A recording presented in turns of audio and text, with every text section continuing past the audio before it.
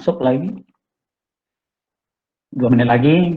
Setelah itu tidak akan saya izinkan lagi untuk bergabung.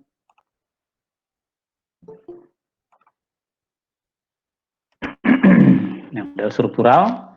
Kemudian ada yang kedua itu adalah model fungsional.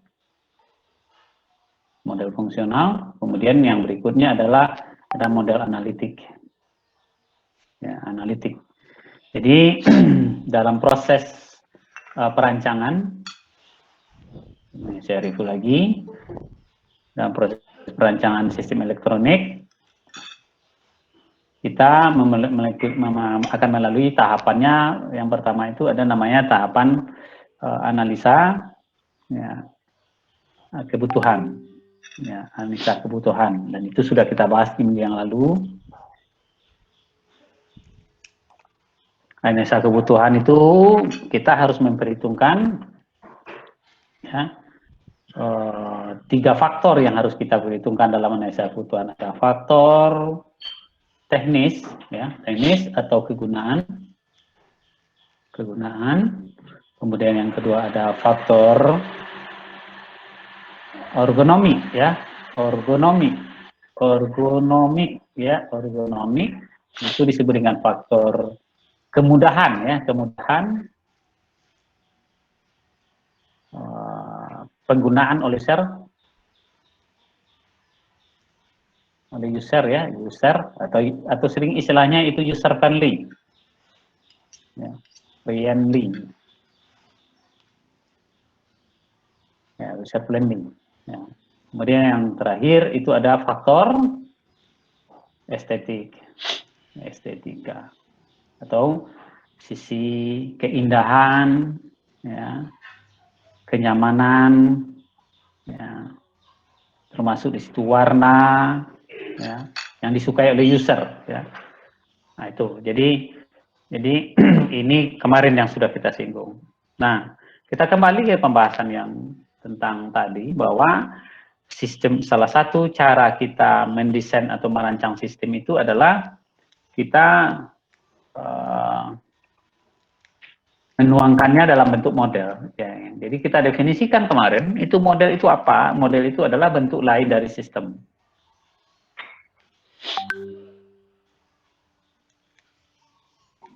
Ya, model itu bentuk lain dari sistem. Kemudian jadi model itu, ya, bentuk lain dari sistem. Dari sistem itu sendiri. Artinya tadinya sistemnya itu dalam bentuk fisik, maka kita tuangkan dalam bentuk yang lain. Tadi apa? Itu ada model struktural, model fungsional, model analitik. Nah sekarang mari kita lihat lagi tentang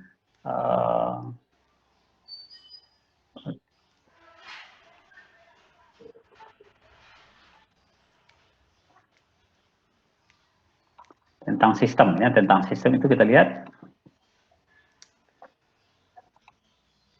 Nah, jadi ini sedikit kita masuk dulu tentang sistem,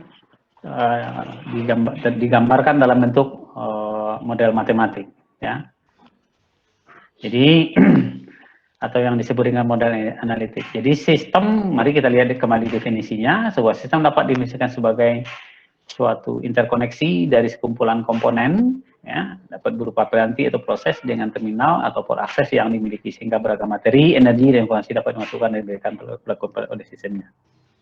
Itu dalam definisi. Nah, sekarang ada sistem yang gambaran dasarnya. Sistem, kalau kemarin itu kita kenal dengan sistem dalam bentuk ada input dengan istilah, saya kembali dulu seperti ini.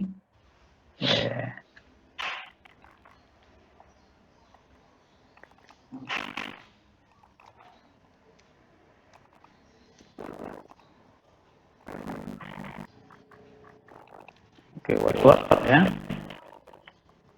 Jadi ada sistem kemarin itu ada sistem ISO, yang ISO, ingat itu ISO apa? Kemudian ada SIMO, kemudian ada MISO, kemudian ada MIMO. Ya. Jadi ini memperlihatkan bagaimana relasi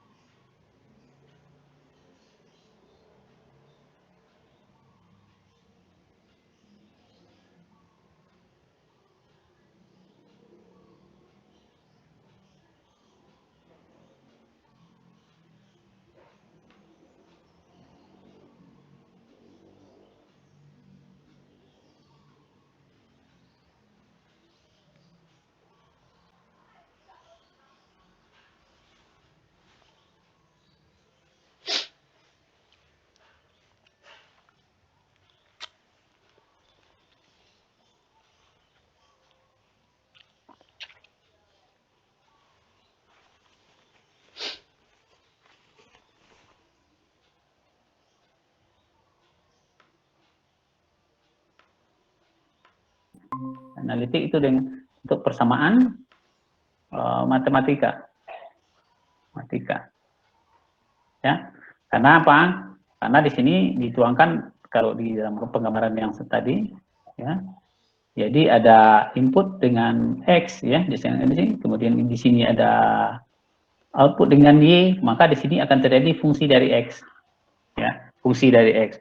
Nah, ini yang tergambar sekarang di dalam teorema di teori sistem, ya, teori sistem yang ini. Ya, jadi gambaran dasarnya kira-kira seperti ini. Ini lebih daripada seperti yang saya sampaikan tadi, pendekatan sistem dengan, jadi sistem dengan input yang banyak, P dengan output banyak Q, dituangkan dalam bentuk hubungan relasi input dengan output itu dalam bentuk persamaan matematik. Ya. Nah, kemudian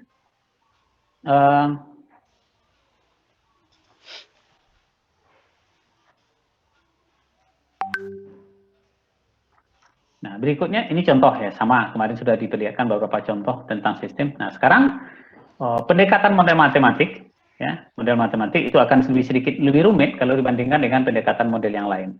Ya. Maka nanti di dalam mata kuliah ini saya akan lebih fokuskan kepada dua model saja. Jadi ada nanti model yang kita sebut dengan model struktural dengan model fungsional. Ya. Jadi sekarang bagaimana menggambarkan sistem itu dalam bentuk model? Kalau di sini dalam pendekatan model matematik, ya, di ini ada model, nanti ada namanya sistem waktu kontinu, sistem waktu diskrit, nanti kita singgung nanti kalau kita sudah membahas tentang sistem dengan bentuk model model struktural dan model fungsional. Nah, sekarang kita lanjut lagi sedikit tentang pembahasan berikutnya, itu adalah bukan Microsoft Word.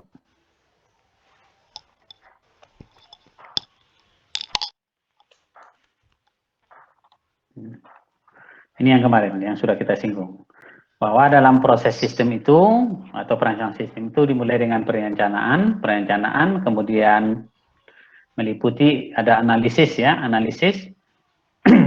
Kemudian analisis ini didasarkan kepada 3 faktor, ya, ada faktor teknisnya, ada faktor ergonomik, dan ada faktor estetik. Maka berikutnya kita lanjut namanya desain perencanaan secara umum, atau sering juga didefinisikan sebagai desain konseptual namanya. Jadi desain konseptual ini, kembali ke ini dulu, ke whiteboard. Ya. Jadi ada yang poin yang ketiga tadi, ya, dalam perancangan tadi ada kita sebut dengan desain, ya, desain atau perancangan secara umum. Nah, maka ini disebut dengan desain konseptual. Desain konseptual, ya, desain konseptual. Nah, bagaimana cara mendesain konseptual? Kembali kita harus mendefinisikan, dimulai dari input, ya, input dimulai dengan komponen inputnya apa? ya, komponen input. Komponen input yang dibutuhkan untuk merancang atau mendesain ini. Kemudian apa data inputnya? Ya, data input. Ya. Kemudian dilanjutkan lagi nanti dengan proses. Proses sama. Komponen prosesnya apa? Komponen prosesnya apa? Kemudian data prosesnya seperti apa? Data proses seperti apa?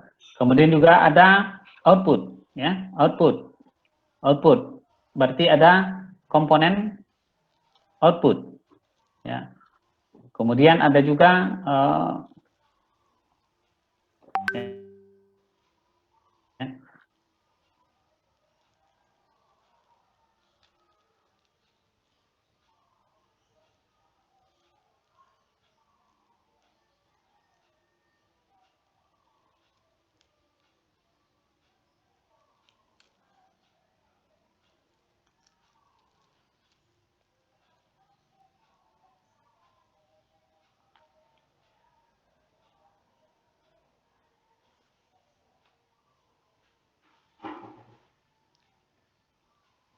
gambaran sistem, apakah itu sistem yang mau dirancang atau rancangan, ya, rancangan sistem dalam bentuk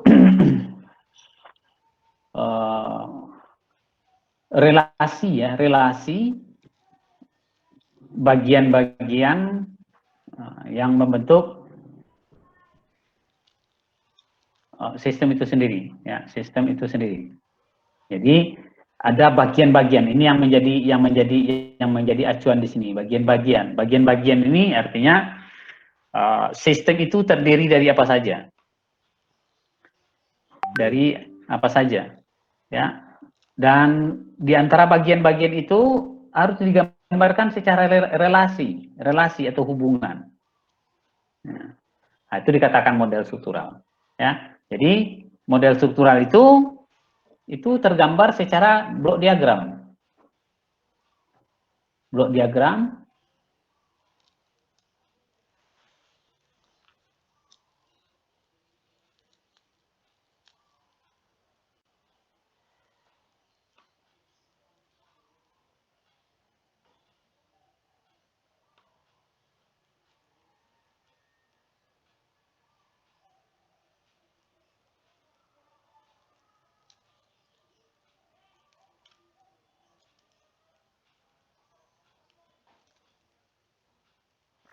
jadi diawali dengan blok diagram, kemudian diuraikan menjadi subblok diagram dipecah lagi menjadi subblok yang lebih kecil, dan terakhir diuraikan atau digambarkan atau didirikan secara disensori pada level komponen yang membentuk sistemnya, dan itu yang disebut diagram skema atau sering juga atau diartikan juga dengan rangkaian,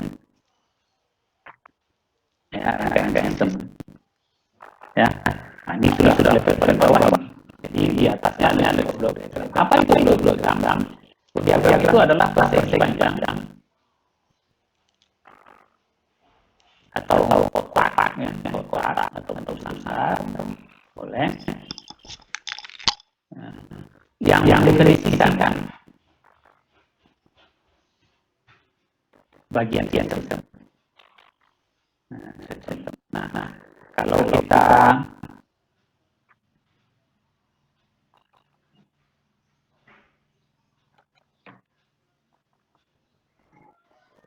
saya presentasi whiteboard, ya, lupa tadi. Whiteboard yang saya presentasikan kan. Halo. Ya, Pak. Oh iya.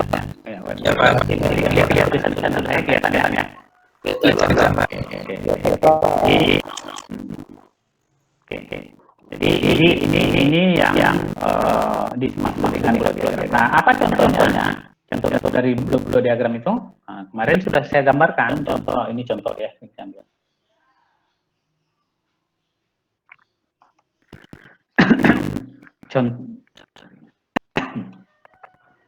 Masih tampil whiteboard saya kan? Masih, Pak. Masih, Pak. Contoh blok diagram. Kemarin kita menggambarkan ini ada CPU, ya. Kemudian ada main memory, ya, main memory. Kemudian ada modul I/O. Kemudian ada perangkat I/O, ya, I/O dihubungkan oleh sistem interkoneksi. Nah, ini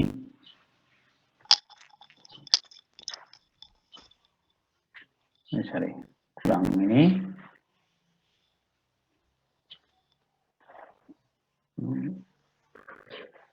Ini gambarnya kurang sempurna.